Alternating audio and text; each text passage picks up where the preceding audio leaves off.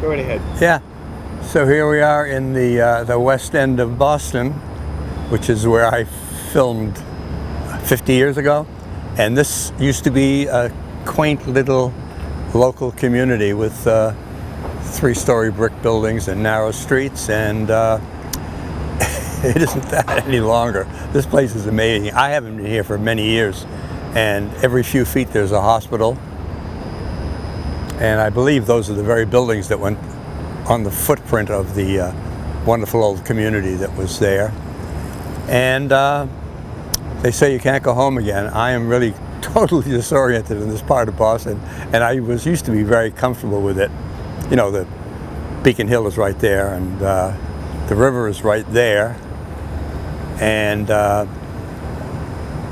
driving here with my friends today, I was lost in a moment. Anyway, the church is still here. It survived. It didn't step up to help the people who are being thrown out of this area, unfortunately. But they're here. They have much wealthier clientele, so I'm sure they're happy. But I don't know. I guess I'm not sure what the lesson is. The West End, the old West End, is totally forgotten now, I'm certain. And the people who lived here at the time are mostly deceased, I'm sure. So, what was the impact? What was the impact of making this film? What was the impact of making this film? Well, it was. It helped to bring attention to the damage that aggressive urban renewal was doing to the citizens, to their personal lives, and to the character of the city. I mean, over time, I guess people would point to this area and say we're very successful over time, but at the time it was rude and crude and very, very difficult for the citizens of the city. In New York, there was a similar thing going on. Very few voices spoke up against it at that time. Jane Jacobs is the most famous one, of course. The reason, I made it because my family had undergone similar disruption in Roxbury, very painful. And the old folks in that community, Bromley Park, they were just given a few bucks. Their buildings were taken, they were torn down. These people were free to go wherever they felt like, wherever they could accommodate themselves. Destroyed the community, and many of them died a few years later. Within a few years, a lot of those old people died. Life was not worth living. And that's what got me upset when I saw it happening to this community. And the North End was slated to be next to be torn down in the interest of progress. And that's what really got me going, because when I started making this film, the West End was already doomed.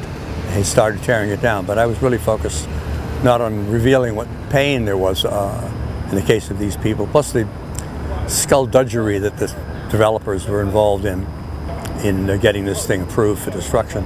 But the North End was on the chopping block, and I'm told that this film had the desired effect and helped to save the North End. This film that was not Main Street was not the only thing that saved the North End by a long shot. They were better. They were politically more organized, which this West End wasn't, and that helped considerably to save the North End. But that's, the North End is beautiful. It's one of the gems of the city, and the West End could have been as well. But c'est la vie. So here we are in the middle of confusion, but.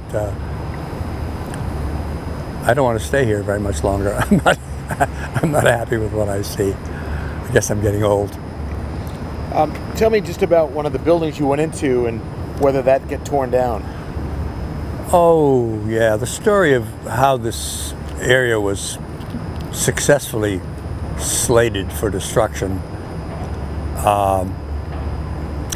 It was a choice locale for development. It's on the river, base of Munjoy Hill. Sorry, I'm on the wrong city.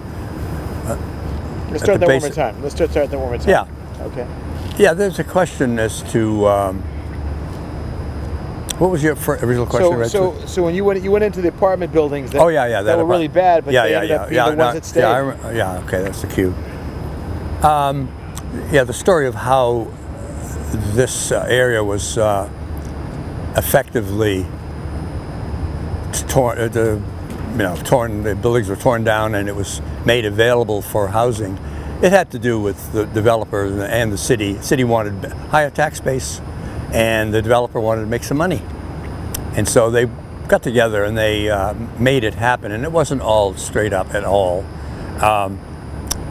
In the making of the film Main Street, I spent a considerable amount of time here, among the buildings that were still standing and those that were still occupied and those that had been in the area. Some of them had already been torn down.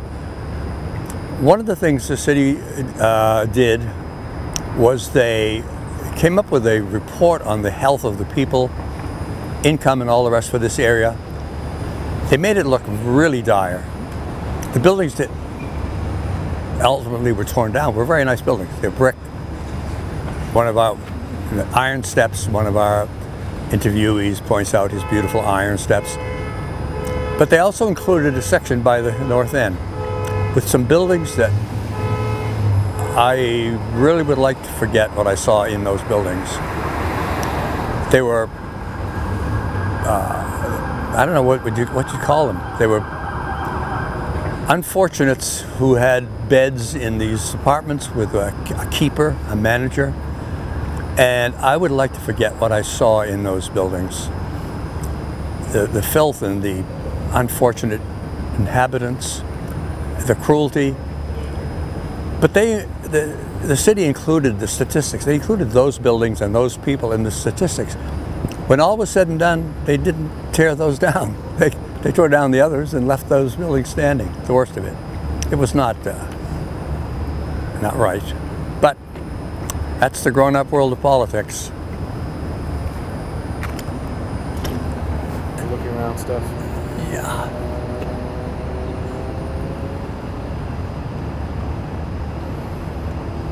If you live here, you'd be home now. I don't know if you've ever seen that sign up on Storrow Drive. It's still there.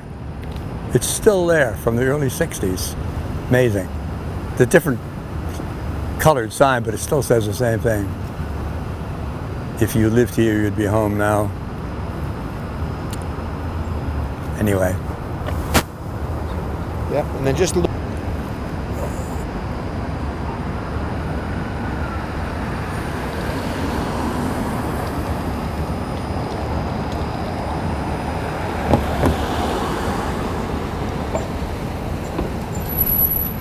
Did you follow focus? I did. I'd like to thank all the little people. I don't know what the hell I just said. I wasn't listening.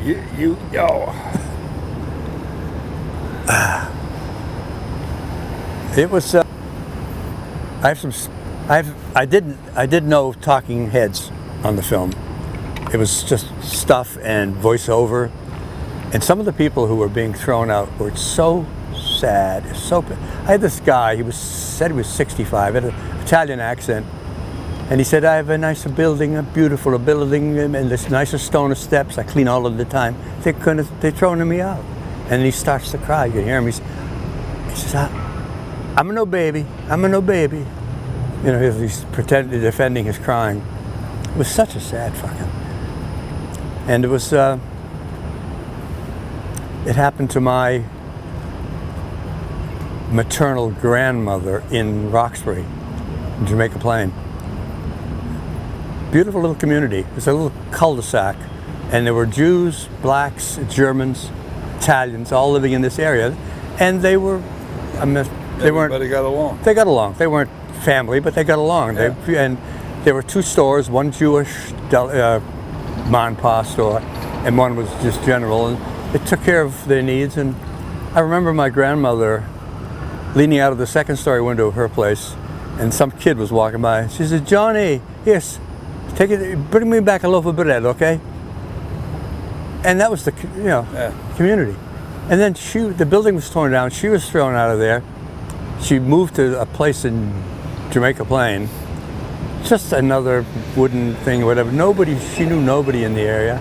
And she and many in her generation who had lived in Bromley Park, they all died within 2-3 years. Yeah, it's like heartbreaking. Yeah. There was no life any longer. Right. And they put in, there's a housing, they replaced this with a housing developed, multi-story assisted living. The crime rate went through the roof for that area, which had been very Pacific. The crime rate went in crazy. Something Bromley development, Hyde Bromley, or whatever it was awful. And my cousin got murdered there, defending his sister. He was stabbed. It became a very famous murder case. Teenage, nice kid. Oh yeah, that's what fired me up when I saw this being torn down in the North End. I just thought that's enough. But I didn't know anything about urban renewal or about movie making. Right. I didn't know, but I just was so upset that I just said I was working as a volunteer How at many years ago GBH. did you start doing that? It was 62. 62. I think it was 1962. I just want to be clear, it was 1962, not 1862. But I was a volunteer at GBH, and so I had access to their equipment, plus a wonderful cameraman, plus a wonderful audio man, and I talked him into helping me with this thing, and we did it. Yeah. And it won a national contest. What did it win? It won. Well, there was a national contest in public television. Okay. Coast to coast. They gave you $500 to do your show, and I made that for $500. Beautiful. Because I had GBH and the equipment. Right. But it won that thing. What was the name of it? Every one of the shows was called Main Street. That was the name of the project. Gotcha. Then the subtitle. Main Street. And whatever. Boston. Yeah, but I think it was Main Street. I think it was Main Street, West End. I forget what it is. But yeah, it was a passion. It was a passion production, really. And then I went on to I was hired by Westinghouse to do something similar, or something about the development of Baltimore, the Inner Harbor. So I went down there and worked producing a series of films and television shows with that, and then from there I went to Africa and did stuff, and the Emperor Haile Selassie hired me to do a film there, which I did do, and ended up in Manhattan, as we all did. Anyway. Good. And, anytime. Well, for contrast, here's what the North End looks like today. And just think about it in comparison to where we just came from the West End. This could have been torn down and we could have had another tangle of tall, soulless buildings. But instead we have a magnificent European community. And the people are flocking here from all over the world, all over the United States for sure. And they're not flocking to what's left of the West End, what is now the West End.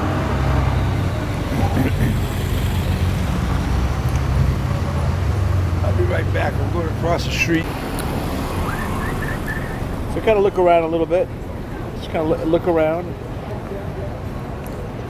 Oh yeah. Yep.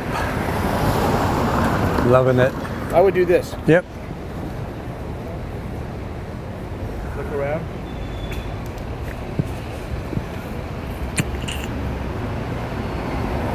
Oh yeah.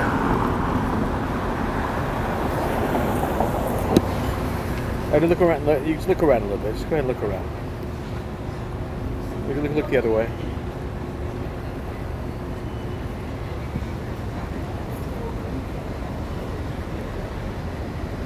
Yeah. Beautiful. We wouldn't include mics or. We'll get a shot of it. We'll get a shot of it. Yeah. So, stay right here. So, if it covers some of the similar ground, how important, Yeah. was your film, and how did it make a difference, and how important is this place? Give me a synopsis. Well, we're standing in the middle of a soulful, exciting, culturally rich, small community called the North End. Now, back in the 60s, this place was destined to be torn down, and all these beautiful buildings were going to be replaced by mega condo buildings, high tax base for the city, soulless, maybe a good place to have a roof over your head, but there are people here. The streets are filled with people who come to the North End for the culture, for the food. You could throw a rock in any direction and hit a very good restaurant. It's a marvelous place, and you know that's what cities should be about. They shouldn't be about maximum tax base, although taxes are important. There's got to be space. There's got to be room for this kind of wonderful, real Disneyland. Is not faked. And you know, the film that I made back in the 60s was... So, pick it up from the film I made back in the 60s.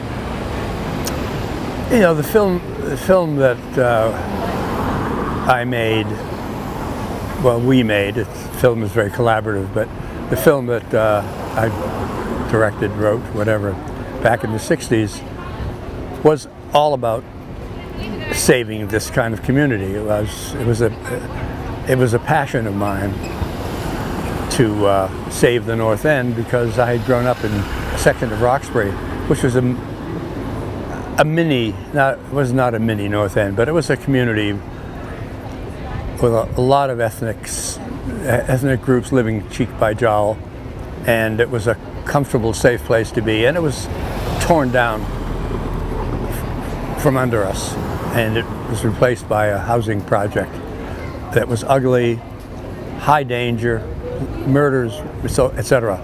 And I remember that from my childhood, and so when I saw the North End being threatened, I became angry and learned how to make film right away. And fortunately, I had friends who were decent camera people, decent audio people, and I had access to equipment, so I made the whole thing for $500. And I'm told helped save the North End, which was its goal. So how important is it to make a film about things you care about, and is your film shown, has your film been shown year to year somewhere to tip, for quite a few years because of how important it was? Well, I'm asked about my feelings about the film Main Street, 30, 40, 50 years later. And it was the first film I made, and it led me into a career in film and television. And I've made many films and television programs. A lot of them you would know. But I think this is the best film I made, the first one. I didn't have any filmmaking skills at that point, but it was a project of passion, and it shows the passion of the filmmaker, and it shows the passion of the people who are being victimized in it.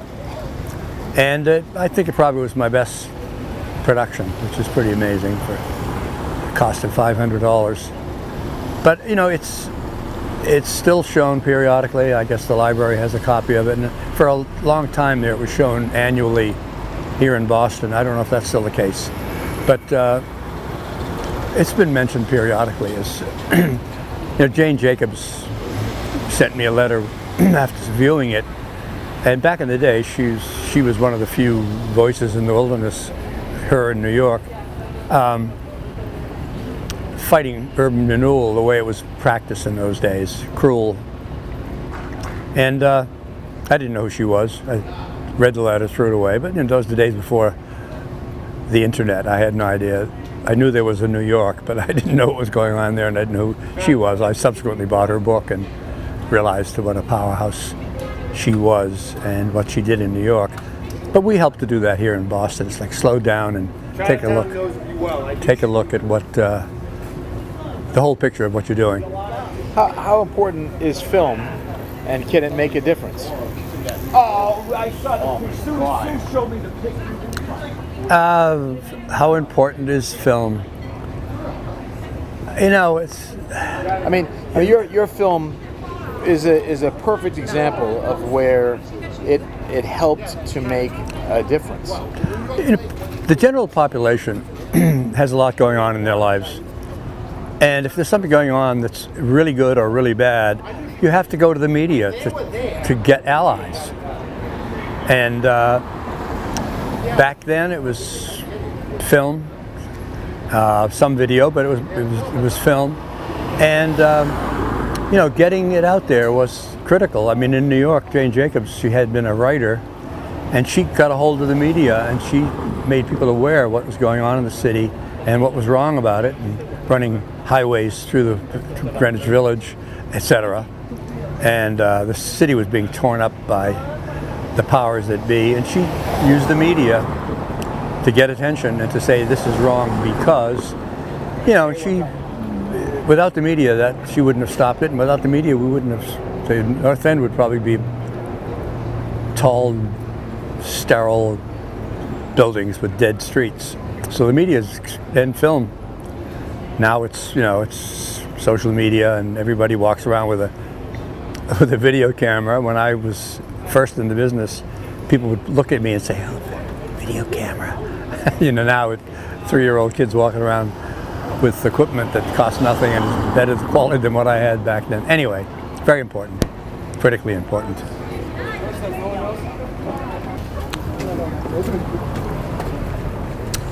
I love a parade.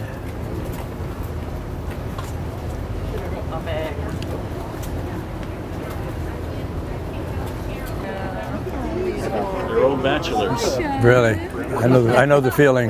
Right? What's he doing? Eyes on mommy. He actually was looking at the camera. Yeah, it's because he doesn't think that's a camera. He knows what little cameras He doesn't like cameras. Walk in the sunshine? Yeah, let's walk in the sunshine. I prefer sunshine. One shot wonders. Remember a song in '64? We'll sing in the sunshine. Oh yeah, Gail Garnett. One song. what a memory. Biggest hit, bang. Here's Wow. There's a lot of memories about that year, '64, because it's exactly what I did the summer of '64. I fell in God. love with a young gal who Wow, 60. went out west. Lived in Hollywood back in the '50s. Wow. I actually started school at Los Angeles City College. You know who was going there at the same time I was? Clint Eastwood. Whatever happened to him? You know, I never was in Hollywood, but shooting that we wanted to have an outlet, so we bought the damn thing. Yeah, I was busy. Marty Scorsese up on across from Zabar's in New York.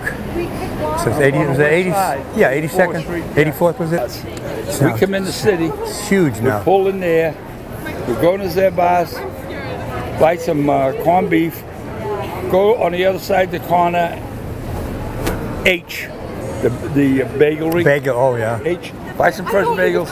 It was an old theater there. It was an 82nd Street Theater. We bought the building. But anyway, Coppola came up because he heard about Who did? Francis Ford Yeah. Coppola. He heard about an editing machine. We just You heard brought about what? An film editing machine Yep. that we just brought back from Europe. It was the first flat plate editing. Yeah. Prior to that, it was all moviolas. But with this Steenbeck. Anyway, we brought it back from Europe, and the industry went crazy. And now it's the standard. It became the standard very quickly, doing the plates as well. But we Trattoria Il Panino. Back up, you can hurt a lot of people at once. I love that place. Fun? Right today? Well, they're betting. Sir? Is he bothering you? No, you're doing a story? Is that a story? Yeah. Oh my God. Yeah. There's a woman in Maine, famous writer. She wrote a book called The Beans of Egypt, Maine. She hates that lobster plate on the license. She said if they had on a license what most people in Maine eat, it would be a plate of beans. Wow. Carolyn Shute, you ever read her? Of course. Mashu. I saw them in London in 1962, before they came over here. And who they opened for? That's how they looked. And who they opened for when you saw them? Roy Orbison. No, not in London. In London. They opened for Roy Orbison. The night they were at the Prince Albert. I'm telling you. That was not the show you saw, but they opened for Roy Orbison. Not a bad match. But they were the show. Marlene Dietrich was there, and the Queen Mother, just waving at people. Anyway, the Beetlebrows. That's why they got their name. Anyway, that's how they look back in '62. I believe it. Yeah, and then they came over here, and Ed Sullivan changed their lives forever. But anyway, I wish I had stolen some of these. There were these white 8.5 by 11-inch white paper things stuck in windows all around town promoting it. That's how primitive, that's how long ago it was. The first gig in New England, you know where it was? Suffolk Downs, the racetrack. Someplace with a fairly large About that same time. city capacity. All right, it's enough fun. Hey, Dougie.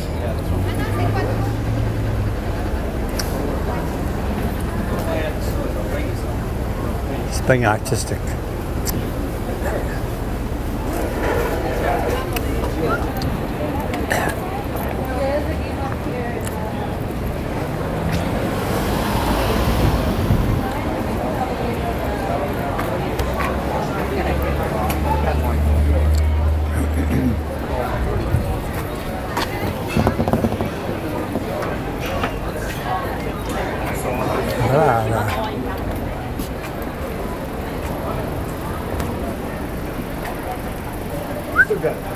What? You still got it. Still got it. I never had it. Tell that to Gina. In this episode, Bob's pants came down. There's the modern pastry. The other one.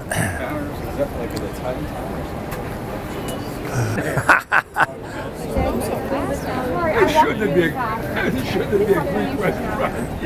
There is a Chinese crust. Familia. Did you ever eat it? Ever try the modern? Bun? Did you ever eat it? Have their pastry? That's the other big one. Yes, I think so. Yeah, it doesn't compare to Mike's really, but what the hell are they going to build here?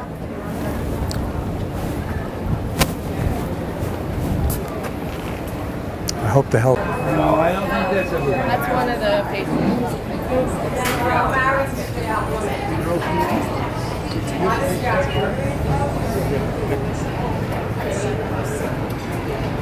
What do you think? Oh.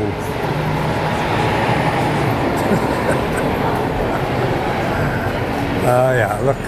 Calamari, ravioli, clams, mussel, cannoli. Oh my word. Oh my word. I think I could go to a restaurant every block. I could stop and eat something. What are we looking for? We're looking at one of the old classic Italian grocery stores with the formaggio and the hams hanging, the prosciutto, barrels of olives, and I don't see any yet, so I'm getting a little bit desperate. But let's keep plowing Feel like on. you need some ham, more ham? I'm a vegetable. I mean, a vegetarian, but I enjoy looking at, there's the big things of salted anchovy. Brava.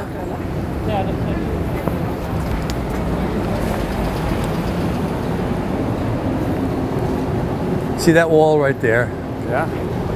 On that wall was one of the credits for Main Street. One of the opening credits, we painted it on that wall and shot it through here. The wall's still there, but the sign somehow wore. It's chalk, I think. So, I'm not going to go over there if you're not going to go over there. I'm not going over there if you don't go over there. He's not going over there either.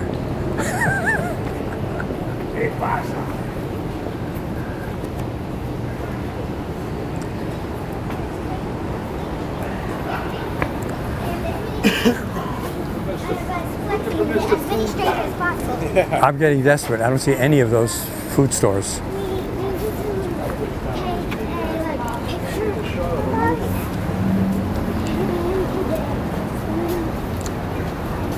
I almost got shots of those guys, those Italian guys sitting out there looking at me, filming them. You know. Oh yeah, those guys. Oh, yeah, they were starting to get really kind of. I asked them if they had. I asked them if they had a newspaper. I could. They didn't. They didn't laugh. You gotta get to Alaska, get some Russian guys to do. The Russian girls.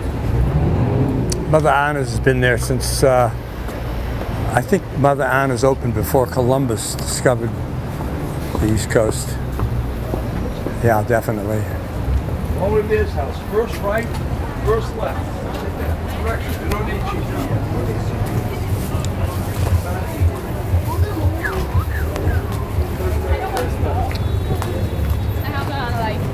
Now this is noteworthy. Take a look at this open space. There used to be a terrible automobile overpass which produced this ugly, ugly walkway underneath. Always dirty, always dark. I remember before they put that up. I remember now I'm back after they've taken it down. What an improvement. Back in the day, this whole area, which is covered by tables and bushes now, used to be push carts. 3 lemons for a dime. And on Saturday they would have incredible bargains on things that, because by Monday it would be spoiled. So I bought wedges of beautiful brie for $1 a wedge. I mean, because it was on the edge of turning. But this was a wonderful place, and I remember as a 5, 6, 7-year-old, my mother and my grandmother, who would come every Saturday because they could store up for cheap food, always come by elevated train or whatever. But I remember they would sit, me and my 2 sisters, we were 10 or younger. They would say, if you could be nice, my grandmother said, you be nice, I'm gonna get you something. She'd sit us on the sidewalk and she'd give each one of us a cold boiled crab in the shell. And we would, not candy, a crab. And we would sit there for however long working at this thing. Those were the days. But that was right here. But I don't see any push carts. Are there? Let's walk a bit further, maybe we'll find some.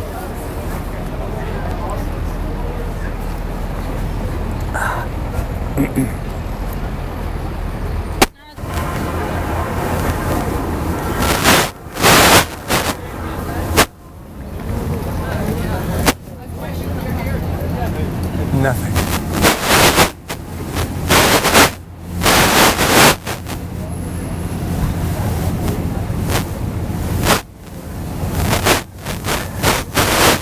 This is where that wonderful fish market was, right here. Yeah. Gone. Nothing. This was a wonderful fish market. Do you regret making the film now that they've torn the fish? Maybe they should have leveled the whole place. All of the stores you're looking for are gone. All your efforts are in vain. You're correct. You're right. You know. Yeah, it was a waste of time. I'm gonna kill myself. You're right. Let's walk a bit further. Maybe this side street, this little street, was loaded with those little Italian stores. Let's see if there are any left.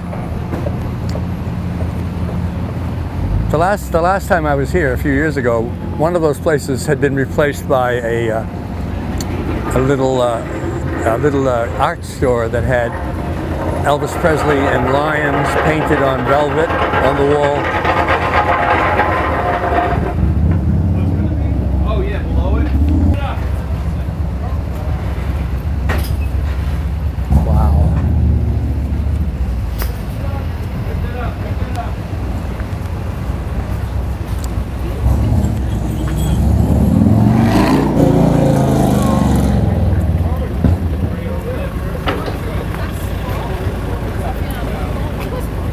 Nada.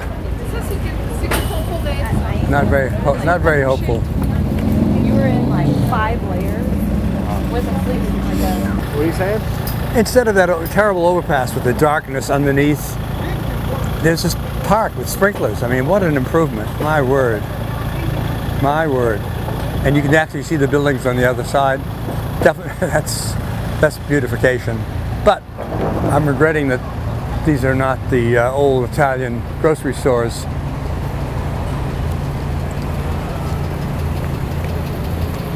Well,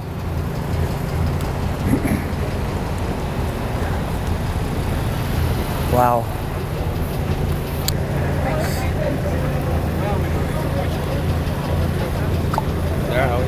Still vertical. That's it. I love a parade.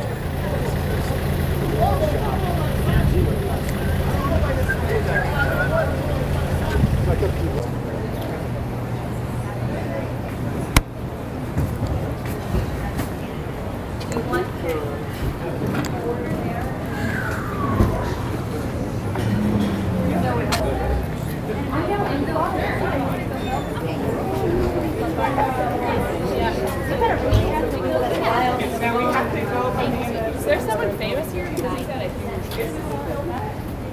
That's what I'm saying. Hello.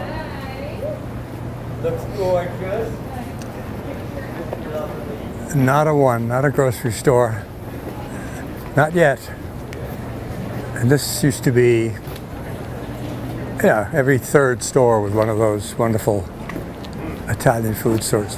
I mean, there's nothing wrong with an oyster shop, but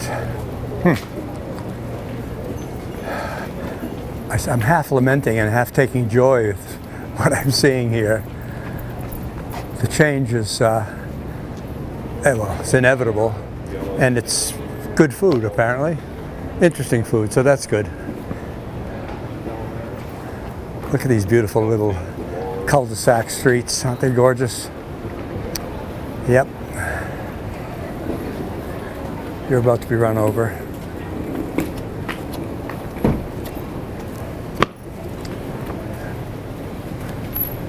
Watch your butt.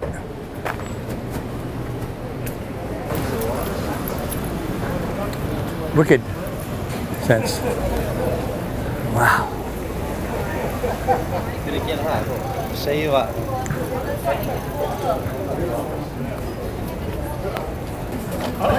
What you got? Couldn't notice that sign.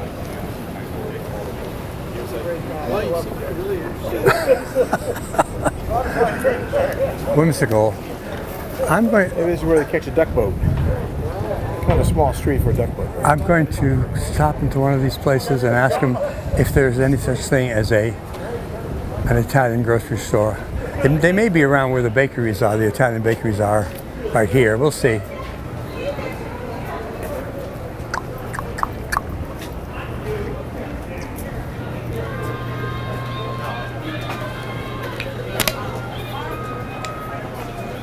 I'm going to ask them. Oh, were you actually looking for one, or? Yeah, any of them. We're filming, the changes down here, and I remember. Oh, yeah. So I mean, the most known one. Well, you got Monica's at the end of the road. What is it? Monica's at the very end of Salem here. Okay. Yeah. Hanover, and it's and right down on the left. Thank you so much. Yeah.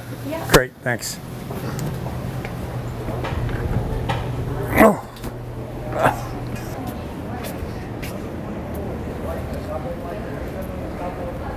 Oh, sure.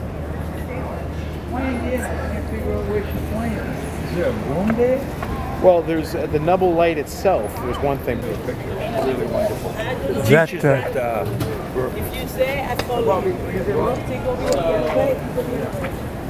that store I just dropped into, in Boston they call it a packy, which means a package store, which means a booze that's all of Massachusetts. packy. Anyway, All of Massachusetts. the lady in there It's told me all where the store is I'm looking for.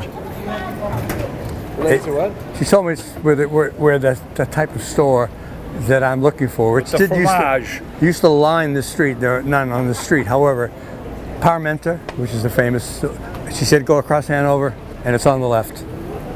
Yes, that's it. Yowza. Your eyes are not failing you, that's for damn sure. Ah, Not in the daytime. Just right, telling you, believe me. glaucoma, and on my right eye is literally, if my left eye was as bad as my right eye, I'd be legally blind. So I bet. You have glaucoma, yeah. But that's not what I get to. Yeah, is that a good time? Oh, that's wonderful. Thank you. I'm looking for something new to take out. You'll enjoy that. Excuse the expression. Time to time. The optics are bad, but they daub you with a topographical. Bravo. All right. Across the street on the left. Okay. But imagine having to walk a few blocks to find an Italian grocery store.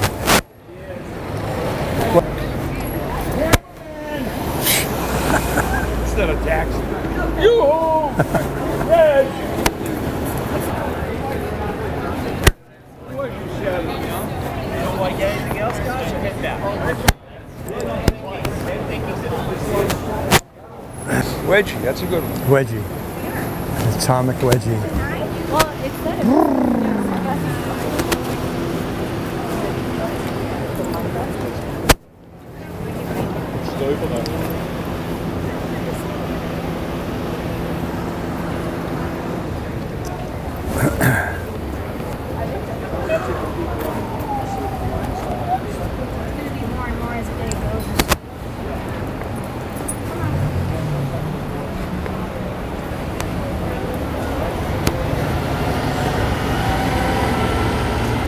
See, that's one of them.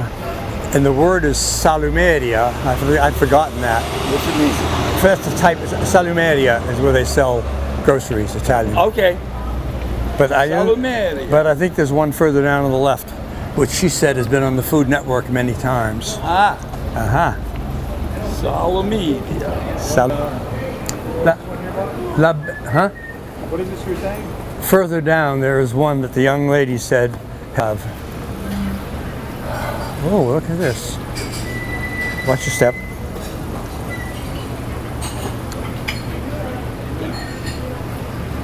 Francesca. You hear Jerry Vale coming out through the loudspeakers to somebody. How about Julius La Rosa? Jerry Vale. How about Julius La Rosa? Jerry Vale. Chinga ching. Take I'm take Julius La Rosa, a pop singer, over a crooner like Jerry Vale. I haven't been offered either of them. I'm not taking anybody. I'm just things popping into my mind. Those things trigger. Okay. Not yet. My hips are wearing out, I must say. Let's check them out. Very interesting. Yes, right. You got that right.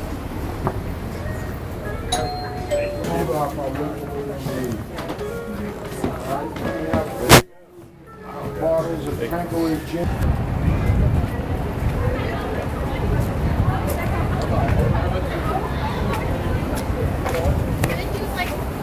He's like, you know I don't lie.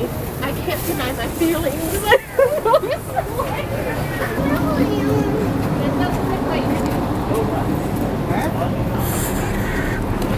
Here we go, it's nice. Salome.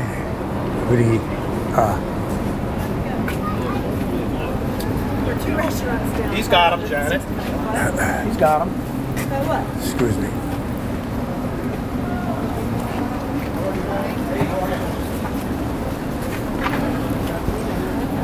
There are two right here. This is. I already ate one of them.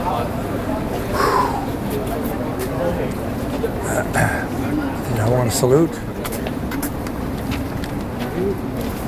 Is this a jailbreak? What's going on here?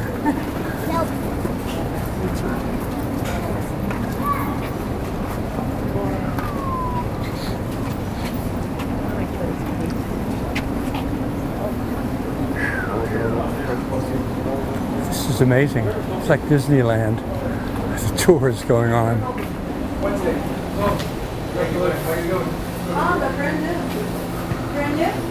Well, I own the restaurant next door. We've been open for 25 years. And now we're selling one. We sell up the restaurant to you guys to make it home. Ah, awesome. Thank you. That's what's up to you. It's similar. La salsiccia, formaggio, etc. Yeah, there's the anchovies salted, which is a given. However, this is relatively sanitary compared to what I recall. But there's another one, a couple of buildings up. Let's try that. See if we can find in that wine shop. I said, "Is there a Salumeria in the area?" He said, "Yeah, Salumeria over here." Salumeria. Close enough. It's really good.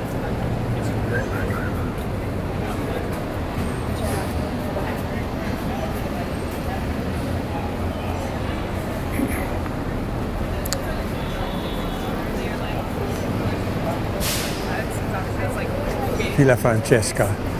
I'm not sure what kind of a restaurant it is, but it's a lovely sign.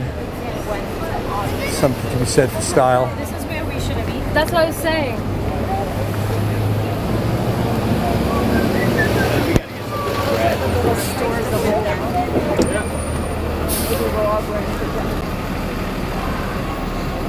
This looks like the real deal. I just recognize Oh yeah. Check it out.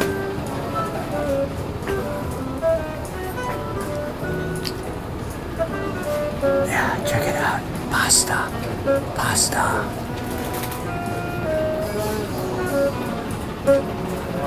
This is the bread. It isn't whole wheat or white. Look at the list of breads that they have for sale. Look at that.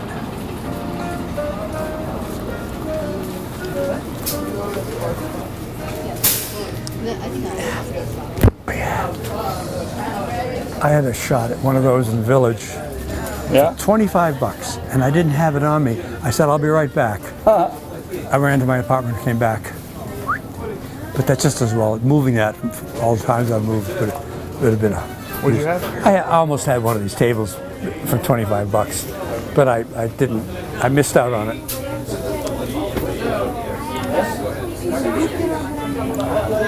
Lower back problem, Yep. which sets up all kinds of problems with my muscles, and the nerves stop talking to each other. I mean, and then they all get uptight. That's a '60s girl if I ever saw one. Tough getting old. It ain't gonna get any better. Hey, George.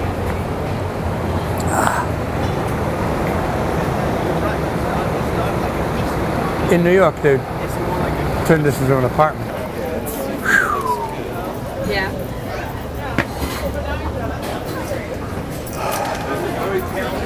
This is a wonderful restaurant. The catch of the day. They specialize in squid dishes. I know that doesn't sound like prime rib, but the stuff is delicious. And there's a line. There's always a line. I mean, it's no McDonald's, but it's... $15.93. $15.93.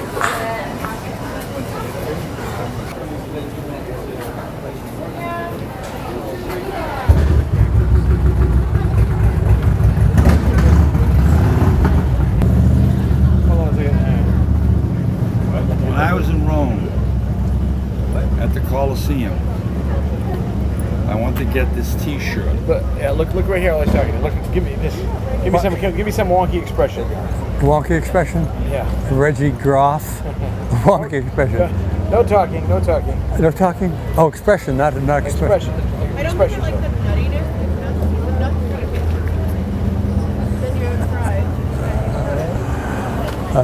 It's as wonky as... I was like, so you were going to missing. Yeah, I was like counting.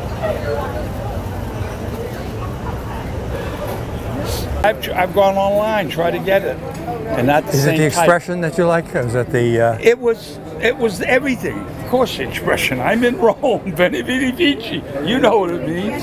So, in fact, I could have won in Venice. I did okay in Venice. I didn't do so well in, mainly because this fucking tour I was on. She's got to go home Yeah. because her mother's waiting. Jesus Christ. I am getting some superficial skin You want some? burning. I got some Tylenol. Tylenol. No, I'll pass on it for now. If it gets worse, I'll ask. I took some ibuprofen before I left Put home. them in your. That's better than ibuprofen. Knock this down and put up a parking lot. Well, they were going to, but Huh? they were going to. I don't remember. Yeah, my left leg. You want a leg? You need an extra leg? Oh, Jesus. If you take that off, you won't have a leg to stand on. I'll have a leg. I'll still have 2 legs. I want to buy